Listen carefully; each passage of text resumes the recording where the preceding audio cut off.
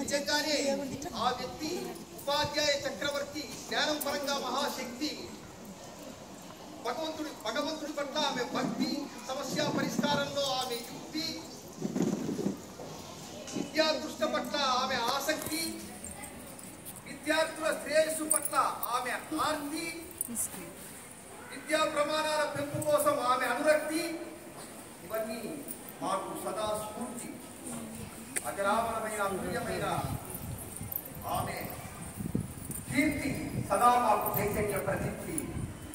ఈ విధంగా మేడం గారు, ఎందుకంటే నన్ను మైకాసులు అంటుంటారు, కాకపోతే చాలా మంది మేడం గారు నిజంగానే ఆమె పదవి విరమణానంతర జీవితం ఆ వెంకట శుభాశీస్సులతో అత్యంత ఆనందంగా ఆహ్లాదంగా వెన్నెల్లో పొడవ శిఖారుగా చాలా అలా సాగిపోవాలని భగవంతుడాన్ని సంపూర్ణ ఆరోగ్యాన్ని పరిపూర్ణ ఆయుష్ను ప్రసాదించాలని కోరుకుంటూ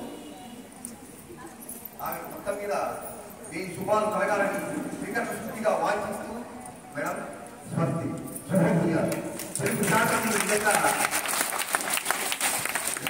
తెలుగు శాఖకు తెలుసులేక తెలుగు జాతికి, తెలుగు నీతికి, తెలుగు ప్రీతికి, తెలుగు ఖ్యాతికి, తెలుగు కీర్తికి, తెలుగు వ్యాప్తికి, తెలుగు దీప్తికి, తెలుగు చైతన్య ప్రదీప్తికి, తెలుగు ఉషస్సుకు, తెలుగు వర్చస్సుకు, తెలుగు తేజస్సుకు, తెలుగు శ్రేయస్సుకు, తెలుగు ఉషస్సుకు, ఆమె తెలుగు మాటకు, తెలుగు మాటకు, తెలుగు పాటకు, ఆమె తెలుగు భారతికి, తెలుగు భారతి పట్టింది. ఈ విధంగా తెలుగు కోసం అనవరతం అహర్నిశం పరిష్కరించింది. వీలైనంతగా పిల్లలకు తెలుగు భాష నేర్పించాలని సంపన్నతో తప్పించింది, పరితపించింది, జపించింది. ఆమె నిజంగా ఉద్యోగ జీవితం అత్యంత ఆనందంగా పరిపూర్ణ సంతృప్తిదాయకంగా సాగింది. తన వంతుగా పిల్లలందరి హృదయాల్లో వెలుగు దీపం వెలిగించినటువంటి ఆమె మనందరికీ ప్రాతస్మరణీయురాలు, చిరస్మరణీయురాలు. మేడం మీకు